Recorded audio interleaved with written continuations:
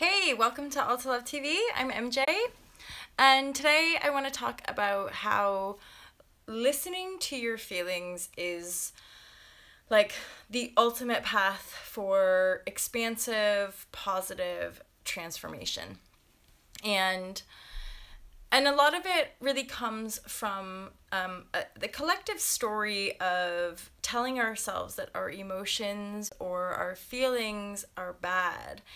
And a very typical example that I often use when talking about this with people is that when we see someone crying, or if it's us who's crying, oftentimes someone's reaction to that or how we say is what's wrong. So immediately there's like this collective program that when we feel something that isn't super sunshine and fucking rainbows all the time, that there's something wrong with us. So when I cry, what's wrong, and certainly for me, how like when I sort of unravel or unwrap some wounds or trauma in my life, a lot of it is it's that simplicity. It's that I was feeling something and somebody said what's wrong, and I interpreted that as I'm wrong. I'm wrong for feeling. I'm bad for feeling. And in my understanding of quantum mechanics and vibrational reality and law of attraction, it's that in order to really expand and become manifestors and consciously create the life that we desire, it's all in the feelings. It's all in how we're working with and interpreting our own feelings. So when I say listen to your feelings, it really is about like listening and communicating to the feeling body. Now, the juice, like the juicy nugget with regard to listening to our feelings, is to not judge them.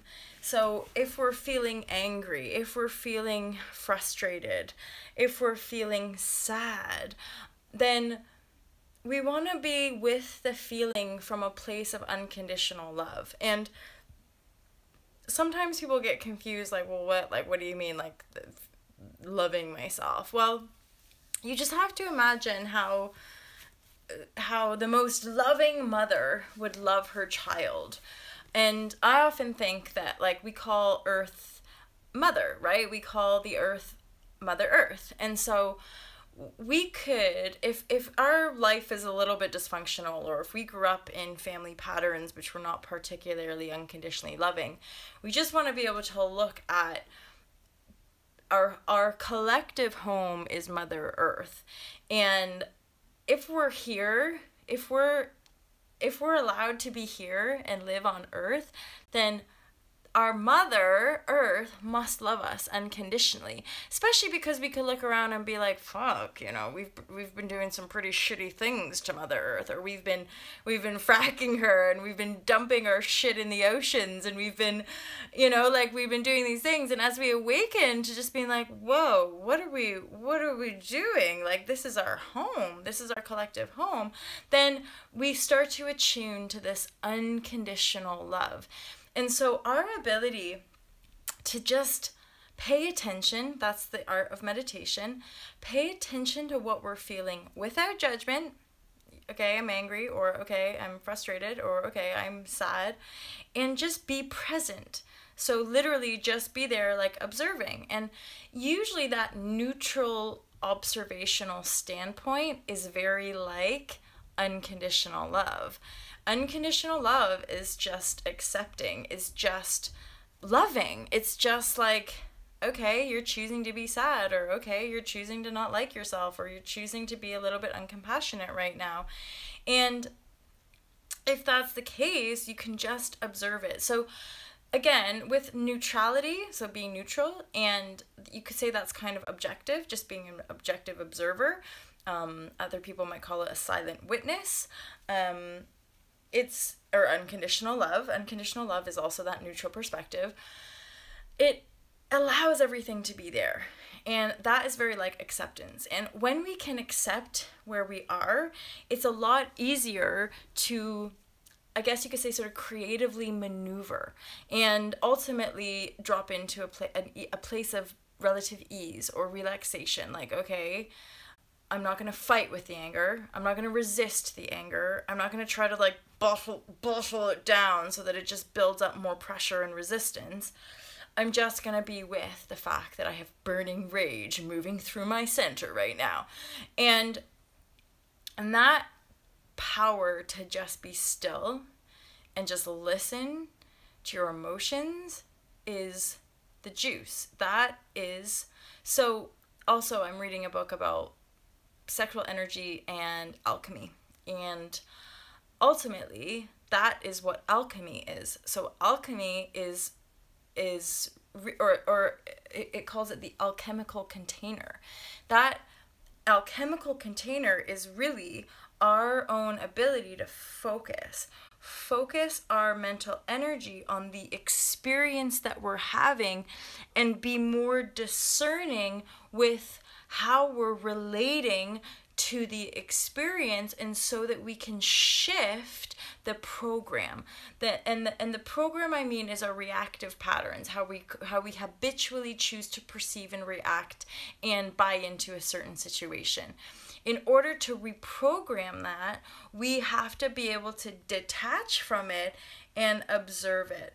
And it's easier to talk about it than to actually do it. That's just being straight up, because it's like our whole beingness, mind, body, spirit, our whole beingness is kind of on this freight train, you could see, like on this train just going faster and faster, and we're habitually programmed to respond and react in certain ways.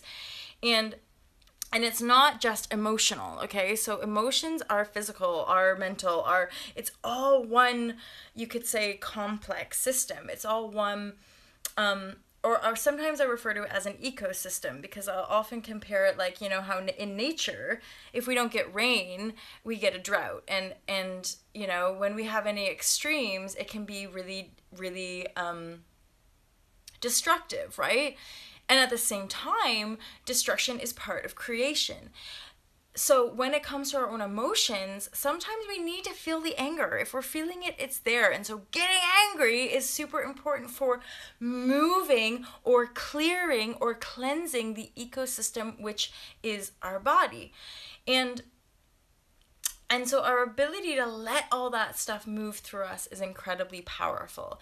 And often, initially especially, it can be counterintuitive because we're taught to deny our emotions, because we're taught that they're bad, and we're taught that if we feel emotions, we're hysterical or we're bad or we're wrong. And I'm certainly talking from a feminist perspective, like, you know, women around their periods, they're moody, they're bitchy, or women who get angry or bitchy are like, whoa, be quiet, blah, blah, blah. And right now, having that feminine connection, which is very intuitive and is very emotional in nature, watery, dark, it's incredibly important to expose the darkness to the light if we want to be more light-filled, if we want to have more creative conscious control, because if we deny our feelings, we're going to repeat patterns. Simple as that. So our ability to really listen to our feelings and stop blaming and attacking the external world for how we feel, and allow the emotional body to work itself out, right? Allow the ecosystem to clean, purge, cleanse itself. And again, that comes through us feeling the emotions that are there, us owning that which we perceive, and our ability to observe the emotions without fear. I mean, the fact is, the fear might come up, but then we'll be like, oh, look at how scared I am of myself. Or look at how afraid I am of recreating this pattern. And I'm freaking out right now, and look at me, I'm going back into this control pattern. And so, you know, we can observe ourselves moving through patterns as well. I can see myself when body patterns start coming up again, and I start to get the fear and the anxiety, and then I'll default again into control patterns around food, or I'll default again into control patterns around substance, around smoking, or around whatever, right? And so observing how we're interacting with our self is then an extension of how we tend to interact with the external reality. But it all starts in self. It all starts in how we are interacting within ourselves, with our thoughts, with our feelings, and then that's with our bodies, and then that's with the physical reality that extends beyond that. So people, places, and things around us. The more in the flow you get, though, the more of this listening to your feelings, the better you get at it, of not judging yourself and just moving through it, the easier you can maneuver through your patterns.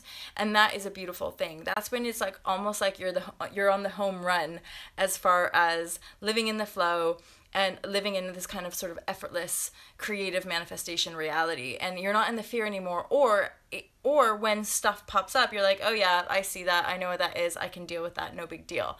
I know that great manifestation is coming for me, or I know, you know that you're supported. You know, just without a shadow of doubt, that you're supported in this cosmic reality because you're one with it, because you are it.